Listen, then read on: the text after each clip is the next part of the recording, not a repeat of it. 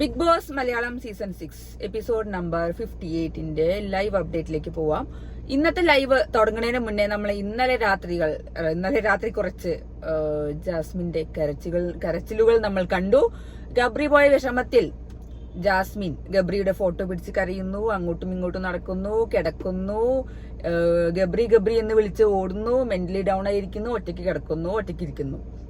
ഇതൊക്കെയാണ് ഉണ്ടായ സംഭവങ്ങൾ. അപ്പൊ ഞാൻ പറഞ്ഞ പോലെ തന്നെ ജാസ്മിന് ചിലപ്പോൾ ഉള്ളിന്റെ ഉള്ളിൽ വിഷമം ഉണ്ടാവാം. അത് അറിയണമെന്നുണ്ടെങ്കിൽ ഇന്ന് അറിയണമെന്നുണ്ടെങ്കിൽ ഇന്നോ നാളെയായിട്ട് നമുക്ക് ജാസ്മിനെ അറിയണം. അതായത് ഗെയിം കളിക്കുമ്പോൾ എങ്ങനെയാന്നുള്ളത്. പിന്നെ ചാതുര്യം നല്ല ഉണ്ടല്ലോ ജാസ്മിന്. അപ്പൊ നമുക്ക് അറിയണം എന്തെങ്കിലും ആരെങ്കിലും പ്രൊവോക്ക് ചെയ്താൽ പ്രൊവോക്ക് ആവുന്നുണ്ടോ, അതിനെതിരെ നല്ലോണം പറയുന്നുണ്ടോ എന്നൊക്കെ നോക്കണം നമുക്ക്. അപ്പൊ മനസ്സിലാവും ജാസ്മിന്. പക്ഷെ അതൊക്കെ ഒരു നല്ല കഴിവാണ്. അതായത് മെന്റലി ഡൗൺ ആയ ആളാണെങ്കിൽ കൂടി അത് എന്തെങ്കിലും ഒരാൾ പറയുമ്പോൾ അതിനെതിരെ പറയുക എന്നുള്ളത് അത് ഭയങ്കര കഴിവ് തന്നെയാണ്. നമ്മളെപ്പോഴും ഞങ്ങളിതിന് മുന്നേയും പറയുന്ന കാര്യമാണ്, ഒരു ദിവസം കരഞ്ഞിട്ടുണ്ടെങ്കിൽ പിറ്റേ ദിവസം നല്ല ഉഷാറായിട്ട് ആൾ നല്ലോണം തിരിച്ചു പറയാനും നല്ലോണം ടാസ്ക് കളിക്കാനൊക്കെ പറ്റുന്നുണ്ട്.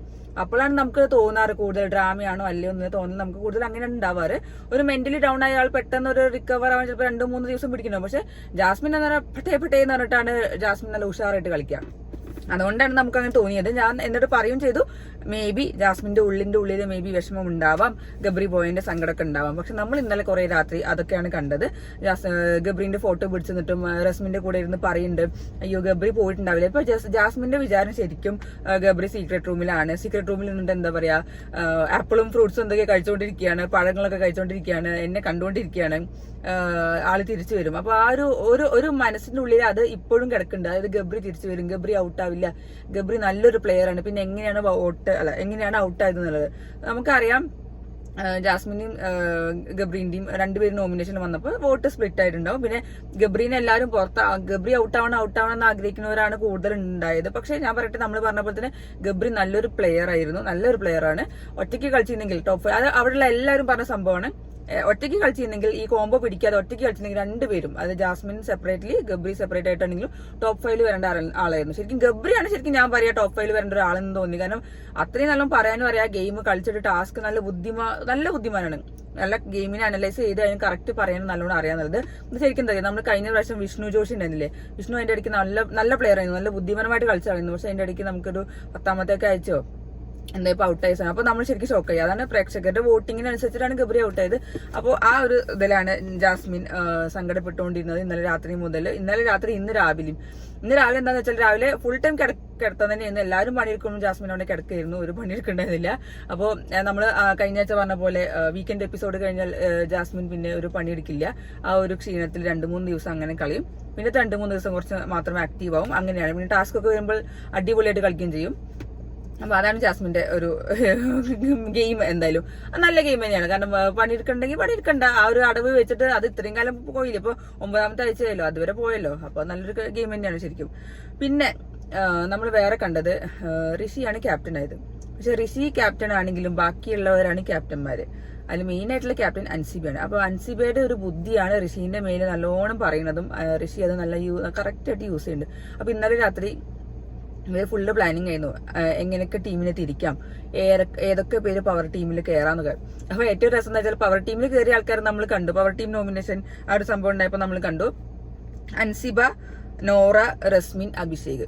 അപ്പോൾ ഇവര് അഭിഷേകും ഇവർ ഓൾറെഡി ഡിസൈഡ് ചെയ്ത്. അഭിഷേക് പറയണ്ടായിരുന്നു ഋഷിനോട്, സേഫ് പ്ലേയേഴ്സ് ഒക്കെ വീക്കായ പ്ലേയേഴ്സിനെ പവർ റൂമിലും സ്ട്രോങ് ആയ പ്ലേയേഴ്സിനെ നമുക്ക് പുറത്തുവിടാന്ന്. അപ്പൊ എന്താ അതിന്റെ അർത്ഥം, അഭിഷേകിന് തന്നെ തോന്നിയിരിക്കുന്നു അഭിഷേക് ഒരു വീക്ക് പ്ലെയർ ആണ്. അപ്പൊ അഭിഷേകും റസ്മിനും ഇത് പറഞ്ഞിട്ടുണ്ട്. അപ്പൊ ഇവർ രണ്ടുപേരും സേഫ് ആയിട്ട് പവർ റൂമിൽ കയറ്റാന്നുള്ള അടവാണ് ഋഷിനോട് പറഞ്ഞത്. അപ്പൊ അതിന്റെ അർത്ഥം ശരിക്കും പറഞ്ഞാല് അഭിഷേകും റസ്മിനും വീക്കായ പ്ലെയർ ആണ്, അതുകൊണ്ടാണ് അതിന്റെ ഉള്ളിൽ പോയത്. ബാക്കിയുള്ള എല്ലാം നല്ല സ്ട്രോങ് പ്ലെയേഴ്സ് ആണ് പുറത്തു വെച്ചു എന്നുള്ളത്. അപ്പൊ അങ്ങനെ ഒരു സംഭവം ഉണ്ടായി. അപ്പൊ ഇവർക്ക് അഭിഷേകിനും റസ്മിനും ഓൾറെഡി അറിയാം അവർ വീക്ക് പ്ലേയേഴ്സ് ആണ്. അത് ഋഷീനെ മാനിപ്പുലേഷൻ ചെയ്യുന്നു. പക്ഷെ എന്താ അറിയില്ല, ഋഷീനെ അങ്ങനെ മാനിപ്പുലേറ്റ് ചെയ്ത ഋഷി അങ്ങോട്ട് വീഴും ചെയ്യും, അവർ പറയുന്നതിനനുസരിച്ച് നിൽക്കും ചെയ്യും. ആ കഴിഞ്ഞ ആഴ്ച തൊട്ട് ടീം കാരനാണ് ഋഷി അവരെ തന്നെ അഭിഷേകിനെയും റസ്മിനും ഒക്കെ അതേ ടീമിൽ തന്നെ ആക്കിയത്. പിന്നെ നോറേനെയും അൻസിബിനെ പിന്നെ നമുക്കറിയാം. പിന്നെ അൻസിബ് പക്ഷെ നല്ല ബുദ്ധിമതി കേട്ടോ. അൻസിബിനെ നമുക്ക് നല്ല ഷാർപ്പായിട്ട് അറിയാം, നല്ല ഷാർപ്പായിട്ട് പറയാനും പിന്നെ നല്ല ബുദ്ധിപരമായിട്ട് ബാക്കിയുള്ളവരോട് എങ്ങനെ പറഞ്ഞു നിൽക്കാന്നുള്ള കാര്യങ്ങളൊക്കെ കറക്റ്റ് അൻസിബിക്ക് അറിയാം. കാരണം അൻസിബ ഓപ്പൺ ആയിട്ട് നേരിട്ടൊന്നും പറയില്ല, പക്ഷെ ബാക്കിൽ അത് നമ്മൾ അതിന് മുന്നേ പറഞ്ഞ പോലെ എന്താ പറയുക, ഒരാളെ വെച്ചിട്ട് കളിക്കുള്ളൂ. ഋഷീനെ മുൻനിർത്തിയിട്ട് അൻസിബ കളിക്കുള്ളൂ, നേരിട്ടൊന്നും പറയില്ല, പക്ഷെ വേറൊരാളെ വെച്ചിട്ട് അൻസിബ കളിക്കുള്ളൂ. പക്ഷെ അത് നല്ലൊരു ബ്രില്യൻ ഗെയിം തന്നെയാണ്. അപ്പൊ അങ്ങനെ ഋഷി ഇവരെ 4 പേര്, ശരിക്കും ആദ്യം 6 പേരാണ് വെച്ചിരുന്നത്. അതിൽ സായും നന്ദൻ ഉണ്ടായിരുന്നു. അതിൽ ബിഗ് ബോസ് പറഞ്ഞു 4 പേരെ വെക്കാൻ പറ്റുള്ളൂ എന്ന് പറഞ്ഞു. കാരണം ഇത് ഈ ഋഷിന്റെ ഐഡിയ എന്ന് പറഞ്ഞത് സായി പറഞ്ഞോട്ട് ഐഡിയ ആയിരുന്നു. കാരണം സായി പറഞ്ഞിരുന്നു പവർ ടീമിൽ 6-7 പേര് കയറിക്കോട്ടെ, ബാക്കിയുള്ളവർ മറ്റേ ടീമിലൊക്കെ കയറിട്ടെ. അപ്പൊ പക്ഷേ ബിഗ് ബോസ് അത് പൊളിച്ചു. ബിഗ് ബോസ് പറഞ്ഞു 4 പേര് മതി എന്നുള്ള രീതിയിലായപ്പോൾ 4 പേരെ ടീമിൽ ആണ് ഇട്ടു. പിന്നെ ടണൽ ടീമിലാണ് സായി വന്നത്. അപ്പൊ സായി ഉണ്ട്, നന്ദനുണ്ട്, പിന്നെ അപ്സരയും ശരണ്യം. അപ്പൊ അവര് പേര് 4 പേരാണ്. അപ്പോൾ ടണൽ ടീമിൽ വന്ന് ബാക്കി ഡെന്ന് നെക്സ്റ്റ് ഉണ്ടായിരുന്നു. അപ്പൊ ഡെന്നില് എന്താ പറയാ, ജിൻഡോയും ജാസ്മിനും വേറെ വേറെ ടീമായി. സിജോ ജിൻഡോ തോന്നുന്നു ഒരു ടീമിൽ പെട്ടത് തോന്നുന്നുണ്ട്. അപ്പൊ അങ്ങനെ ടീമിനെ തിരിച്ചു കഴിഞ്ഞു ആ ഒരു സമയത്ത്. എന്തായാലും നമ്മൾ കണ്ടു ഋഷീനെ അഡ്വൈസ് ചെയ്തിട്ടും മാനിപ്പുലേഷൻ ചെയ്യുന്നത് കൂടുതലും അൻസിബിയാണ്. അതിന് കൂട്ടിന് അഭിഷേകും റസ്മിനും നിന്നു. അങ്ങനെ വീക്ക് പ്ലേയേഴ്സിനെ അകത്തിടാം, സേഫ് പ്ലേയേഴ്സിനെ പുറത്തിടാന്നുള്ള രീതി തന്നെയാണ് അങ്ങനെ വെച്ചത്. അല്ല, സേഫ് പ്ലേയേഴ്സ് അല്ല, വീക്ക് പ്ലേയേഴ്സിനകത്തും നല്ല സ്ട്രോങ് പ്ലേയേഴ്സിനെ പുറത്തിടുക എന്നുള്ളത്. പക്ഷെ നമ്മൾ ഇന്ന് ശരിക്കും ഇനിയാണ് നമ്മൾ ഈ ആഴ്ചത്തെ കറക്റ്റ് എവിക്ഷൻ നടക്കാൻ പോകുന്നത്. കാരണം ശ്രീരേഖയും ശരണ്യയും ശ്രീതും ഒക്കെ പുറത്താണ്. പ്രേക്ഷകരുടെ അഭ്യർത്ഥന ശരിക്കും എന്താണെന്ന് വെച്ചാൽ ശ്രീരേഖ പോകണം, ശരണ്യ പോകണം, ശ്രീതു പോകണം എന്നുള്ള രീതിയിലാണ്. അൻസിബ ഏതായാലും ഇനി പവർ ടീമിലാണ്. പിന്നെ എല്ലാവരും പ്രതീക്ഷിച്ച വേറെ കാര്യമാണ് പവർ ടീമിലുള്ള ആൾക്കാരെയും നമ്മൾ നോമിനേഷനിൽ ഇടുന്നില്ല. പക്ഷെ അത് നടന്നില്ല. ഇപ്പൊ ഈ നോമിനേഷനിൽ വന്നത് ഇവരാണ്. അപ്പൊ ഞാൻ ജയിൽ നോമിനേഷൻ അല്ല, ഈ ആഴ്ച എവിക്ഷന്റെ നോമിനേഷൻ വരെ കണ്ടിട്ടുള്ളൂ. അതിൽ നമ്മൾ കണ്ടു ആരൊക്കെയാണ് നോമിനേഷനിൽ വന്നത് എന്നുള്ളത്.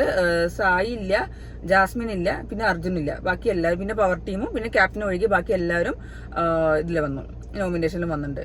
അപ്പോൾ നമ്മൾക്ക് ഇനി എല്ലാവരും പ്രതീക്ഷിക്കുന്നത് എന്താ വെച്ചാൽ ശ്രീരേഖയും ശരണ്യനെയാണ് പ്രതീക്ഷിക്കുന്നത് ഔട്ടാവാൻ വേണ്ടിയിട്ട്. അതെങ്ങനെ ഉണ്ടാവും നമ്മൾ എക്സ്പെക്ട് ചെയ്യുന്നത് തന്നെയാണ്. ശ്രീരേഖയോ ശരണ്യോ ഡബിൾ എവിക്ഷനോ അല്ലെങ്കിൽ ഒരാളോ മിക്കവാറും ഡബിൾ എവിക്ഷൻ ആവാനാണ് സാധ്യത. കാരണം ഇപ്പോൾ കുറെ ആയില്ലേ, ഇപ്പൊ തന്നെ 14-15 പേരുണ്ട് തോന്നുന്നു, 15 എത്ര പേരുണ്ട്. അപ്പൊ അവരിൽ 2 പേരെങ്കിലും ഒഴിവാക്കണ്ടേ. ഇതിപ്പോ 9ാമത്തെ ആഴ്ചയായി ചെയ്തു. ഇനിയിപ്പോ ആകെ കുറച്ച് ദിവസമേ ഉള്ളൂ. കുറച്ച് ദിവസം പറഞ്ഞാല് ഇനിയിപ്പോ ഇന്നിപ്പോ 58 ആയില്ലേ, അപ്പൊ ഇനി 42 ദിവസമേ ഉള്ളൂ ബാക്കി. നമുക്ക് കാണാൻ ഇനി എങ്ങനെ ആൾക്കാരെ പുറത്താക്കും എന്നുള്ളത്. അപ്പൊ പിന്നെ ഇവര് സായി അഭിഷേകും ചർച്ച ചെയ്യുന്നത് കണ്ടു. സിജോ ഉണ്ടെങ്കിൽ കൂടി സിജോയും ജിൻഡോ ഉണ്ട്. പക്ഷെ അവർ 2 പേരും എന്തായാലും പോവില്ല.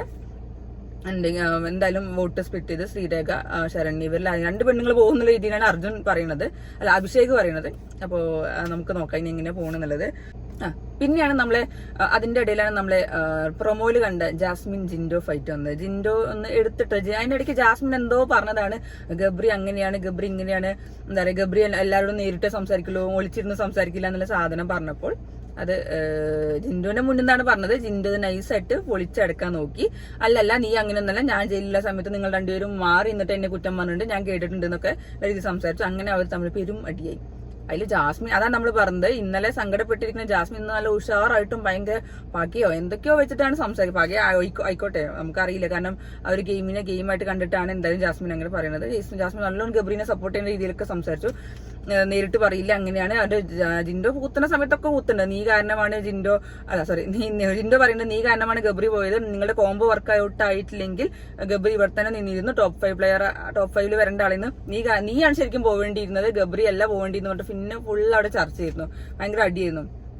നല്ല സൂപ്പർ. അത് ജിൻഡോ പറഞ്ഞത് കറക്റ്റ് തന്നെയാണ്. നമ്മള് ബാക്കിയുള്ളവരും പറയുന്നുണ്ട്, സിജോയും പറയുന്നുണ്ട്, എല്ലാവരും പറയുന്നുണ്ട്. ആ ഒരു കോംബോ ഉള്ളത് കൊണ്ട് മാത്രമാണ് ഗബ്രി ഔട്ടായി എന്നുള്ളത്. ആ കോംബോ ഇല്ലെങ്കിൽ ടോപ്പ് 5 വരേണ്ട ഒരു സൂപ്പർ പ്ലെയർ ആയിരുന്നു ഗബ്രി എന്ന് പറയുന്നത്. അപ്പോൾ ജാസ്മിനോട് അത് കുറെ വഴക്കടിച്ചിരുന്നു. കുറെ അതിന്റെ ഇടയ്ക്ക് എന്തോ നായവിളിയോ എന്തൊക്കെ പട്ടിവിളിയൊക്കെ ഉണ്ടായിരുന്നു, അതും ഉണ്ടായി. അതിനെക്കുറിച്ചും ചർച്ച ചെയ്യുന്നുണ്ടായിരുന്നു. ബാക്കി എല്ലാവരും മിണ്ടാതിരിക്കുന്നുണ്ട്, അതാണ് ഏറ്റവും രസം. ബാക്കി അവർ 2 അടി കൂടിക്കോട്ടെ എന്നുള്ള രീതിയിൽ. അപ്പോൾ നോറ അപ്പുറത്തുനിന്ന് പറഞ്ഞു, നോറ ഇപ്പോൾ ഏതായാലും പവർ ടീമിലാണല്ലോ. അപ്പൊ നോറ പറയുന്നത് ലെറ്റ് ദം ടോക്ക്, ആ ഒരു സംഭവമാണ് എല്ലാവരും എടുത്ത് പറയുന്നത്. അതായത് നോറയ്ക്ക് ഗബ്രി പോയപ്പോൾ സന്തോഷമായി, ഇനി ജാസ്മിൻ ജിൻഡോയും തമ്മിൽ അടി ഉണ്ടാകുമ്പോൾ നോറയ്ക്ക് സന്തോഷമാണ്. കാരണം നോറയുടെ ശത്രുക്കളാണ് ജാസ്മിനും ജിൻഡോയും. 2 പേരും അങ്ങനെ അങ്ങോട്ട് പരസ്പരം പഴി ചാരി അടി ഉണ്ടായി കഴിഞ്ഞാൽ നോറയ്ക്ക് സന്തോഷമാണ്. അങ്ങനെ അവർ തമ്മിലുള്ള ഒരു സംസാരം നല്ല ഇതായിട്ട് പോകുന്നുണ്ടായിരുന്നു. കുറെ നേരം ഉണ്ടായിരുന്നു ആ ഒരു സംസാരം. എന്നിട്ട് അവസാനം ജിൻഡോ മതിയൊക്കെ ടീ ബ്രേക്ക് പറഞ്ഞിട്ട് പോവുകയും ചെയ്തു. ഇന്ന് രാത്രിത്തെ എപ്പിസോഡിൽ കാണാൻ നല്ല ഇതായിരുന്നു, നല്ല രസമായിരുന്നു, നല്ല വാദിക്കുന്നുണ്ടായിരുന്നു. ചെറുപറ വർത്താനായിരുന്നു ജാസ്മിനും ജിൻഡോയും ആണെങ്കിലും. പക്ഷെ ചില സമയത്ത് നമുക്ക് മടുപ്പ് തോന്നും, എന്തൊരു ഇങ്ങനെ ചലമ്പിച്ചോണ്ടേ ഇരിക്കുകയാണ് ശരിക്കും.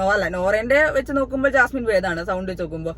കളിയാക്കി തോന്നല്ല, പക്ഷെ ആ ഒരു ഇങ്ങനെ പറഞ്ഞുകൊണ്ടേ ഇരിക്കുന്ന സംഭവമാണെങ്കിൽ കൂടി നോറേനേക്കാളും ബെറ്റർ ജാസ്മിൻ തന്നെയായിരുന്നു. പിന്നെ നമുക്ക് അറിയാം ഗബ്രി ആണെങ്കിൽ നല്ല ഇങ്ങനെ റേഡിയോ പോലെയാണ് സംസാരിച്ചുകൊണ്ടിരിക്കുന്നത്, ഇങ്ങനെ പറഞ്ഞുകൊണ്ടിരിക്കും. അപ്പോൾ ഇതാണ് ഇന്നത്തെ ലൈവ് അപ്ഡേറ്റിൽ ഉണ്ടായത്. അപ്പോൾ ഇനി നമ്മൾ കാണാം, ഇനി ഇന്നത്തെ എപ്പിസോഡിലും ഈ സംഭവം തന്നെയാവും ഉണ്ടാവുക. അപ്പോൾ നമുക്ക് മേ ബി കുറച്ചും കൂടി ക്ലിയർ ആയിട്ടുള്ള ക്ലാരിറ്റി ആയിട്ടുള്ള കുറച്ച് സാധനങ്ങൾ ഉണ്ടാവും എപ്പിസോഡിൽ. പിന്നെ വൈകുന്നേരം എന്തെങ്കിലും ടാസ്കുകളോ കാര്യങ്ങളൊക്കെ ഉണ്ടാവും. അപ്പോൾ ഇന്നത്തെ ലൈവ് അപ്ഡേറ്റ് ഇത്രേ ഉള്ളൂ. അപ്പോൾ ഇനി നമുക്ക് രാത്രി എപ്പിസോഡിൽ കാണാം കേട്ടോ.